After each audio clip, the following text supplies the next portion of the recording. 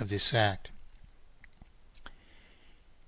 So, of course, our Section 4 is all about tying the hands of government as never before, restricting them in every way that it seems, at least, that any of us have observed that power is breached, and deny them even any possibility of reward for doing so, particularly by enabling the people to apprehend all breaches of power.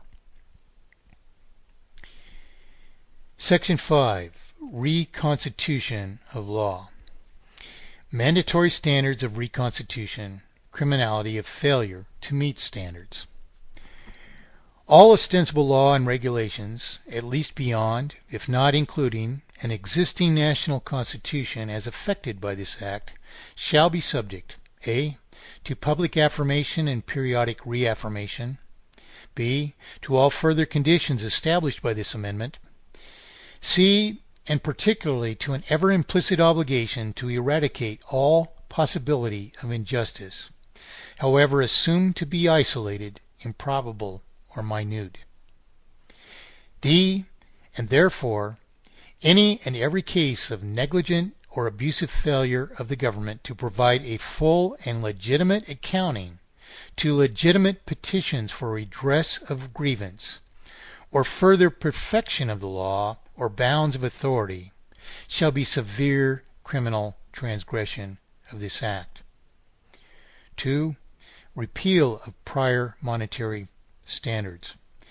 Prior monetary standards of or purported economic systems are hereby repealed and replaced. 3. Potential evaluation of prior constitutions may be decided by the people. Re-evaluation and periodic reaffirmation of a prior constitution may be decided by the people, subject to and therefore meeting standards which eradicate offense against any individual. Section 6. Judicial obligation. 6.1. Incontrovertible prevalence of the Constitution. An ever-affirmed Constitution shall always prevail as the supreme governing law of its domain. 6.2. Unlawful denial of rights guaranteed by the Constitution. Binding nature of legal precedents. In no court or other body may relevant application of a federal constitution be denied. A. No legal precedent shall exist but in full accord with this mandate. B. For any authority, person, court, or body, however ostensibly empowered or otherwise committed, and whether prevailing or not, to seek to deny justice by seeking to deny relevant application of the federal Constitution shall be severe criminal transgression of this Act. This means on our streets by the police. This means by agents acting for banks attempting to foreclose unrightfully upon our homes, which by transformation to mathematically perfected economy, all of us would be approximately 12 times ahead on our payments wherever we are now, and so forth.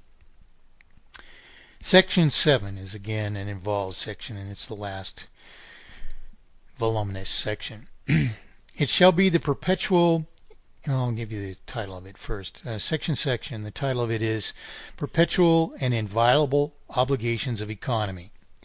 Adherence to means, scope, and distribution of taxation. In other words, we're prescribing what are just taxations as well, because, of course, we are exempting ourselves from having to pay any taxation which has any injustice whatsoever from this day forward. And finally, the title concludes obligation to eradicate exploitation. It shall be the perpetual and inviolable obligation of the people and of all branches, officers, and agents of government to ensure absolute economy, to reasonably minimize the costs of effective government across all cases, to tax the people most directly, automatically, and commensurably for no more than actual services rendered and willfully accepted or consumed, to restrict the burden of costs to those who willfully cause or incur them, and to protect the people, their affairs, national resources, and industry at all times from all possibility of exploitation. So this, of course, has very serious implications, and we lay the way to fulfilling the obligations of this law in the following subparts of this section. Section 7.1, Principles of Monetization. As indispensable matters of deciding not only monetary solution, but also deciding the necessary strictures of a transformation to actual just economy, we are compelled to establish the only legitimate, sustaining principles of monetization. A. Purpose of money and of a singular commensurable process of monetization. A sole purpose of money, as a vital vehicle of reward and trade, is unsubverted representation of property, as is indispensable to the just reward of truly free enterprise. Now, in regard to what Mr. Tillinger was asserting, that he wants no just reward for anything, that would be to deny us a right to just reward if we assert that this is a right of sovereign individuals. I assert it's a right of sovereign individuals, and many other people do as well. It would be a crime against us to deny us that right, because I have a right for reward for my own production. If I grow a cherry tree and I eat the cherries off the tree, that's my cherry tree. If I want to so declare it. If my neighbors are allowed to come over and pick some of the cherries, that's fine. But if I want to insist those are my cherries, perhaps because I even need to, it is my right to do so. A. Purpose of money and of a singular commensurable process of monetization. A sole purpose of money as a vital vehicle of reward and trade is unsubverted representation of property, as is indispensable to just reward of truly free enterprise. Because to reap just or like reward, true free enterprise must for its endeavors receive undiminished like volumes and quantities of property and trade. However, they must be free likewise to determine effective equivalence. In other words, this comprises the only path and vehicle of true free enterprise and just reward. The only truly free markets. Thus, any definition of money and any principle for monetizing wealth are only powerless to inflict injustice if they sustain all desirable prosperity entirely without redundant or incommensurable cost, for nothing less can render just reward. Thus, the only definition of money and principle for monetizing wealth must immutably tokenize both value and disposition in regard to any and every process of the subject system. Because if money increases in effective value, then the wealth of property holders and the prospective capacity to fulfill promissory obligations is generally decreased. Because if money decreases in effective value, then the wealth of possessors of money is generally decreased. And because if any obfuscation of the tokenization or disposition imposes any redundant or incommensurable cost, then as that cost takes from the overall pool of wealth or disposes the volume of circulation in disproportion to contribution, then to the extent that it does so, that redundant or incommensurable cost make it impossible for producers of wealth to be rewarded commensurably for their contributions, which to this extent, and even to a potentially terminal extent, therefore, nullifies the very most important principles and purposes, not only of truly just enterprise in markets, but of actual economy or eradication of redundant cost itself. B. Subversion of the purpose of money and of a singular commensurable process of monetization. Thus, the only potential powers of a monetary system to subvert the value of money in its necessarily consistent, respective, ever proportional tokenization of property are: 1. To impose or to manifest in disproportion or maldisposition, which is a dedication of ever more of a circulation to servicing an escalated sum of falsified debt. 2. Or to impose redundant or extrinsic cost. 3.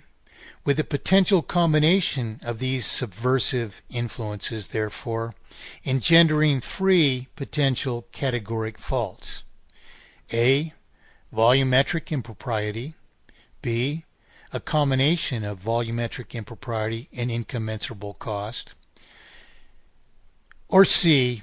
Incommensurable cost. 4. In regard to these potential categoric faults, then, we've discussed them many times in previous programs, the 3 categoric faults. In regard to these potential categoric faults, then, as actual creditors give up property for promissory obligations, as actual creditors are denied interest by the present obfuscation of the natural roles and life cycle of the promissory obligation, as actual creditors are paid in full from the outset of their acceptance of promissory obligations, so long as the integrity of the promissory obligations is both enforceable and enforced, and as the only risk to every actual creditor, therefore, is an integrity which can only be maintained by a rate of payment which retires principal at the rate of consumption or depreciation of the related property. Thus, where the promissory obligations of the people are unnecessarily subject to exploitation by interest, as they are without warrant now, the aforesaid categoric faults translate to: A.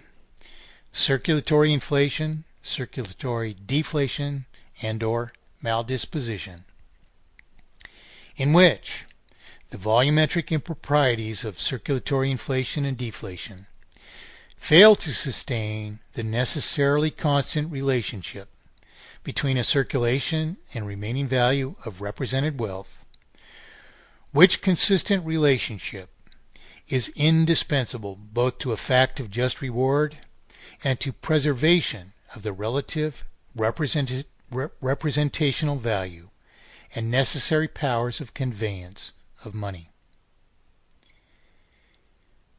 And or where, under the further influence of maldisposition, which is dedication of ever more of a circulation to servicing an escalated sum of falsified debt,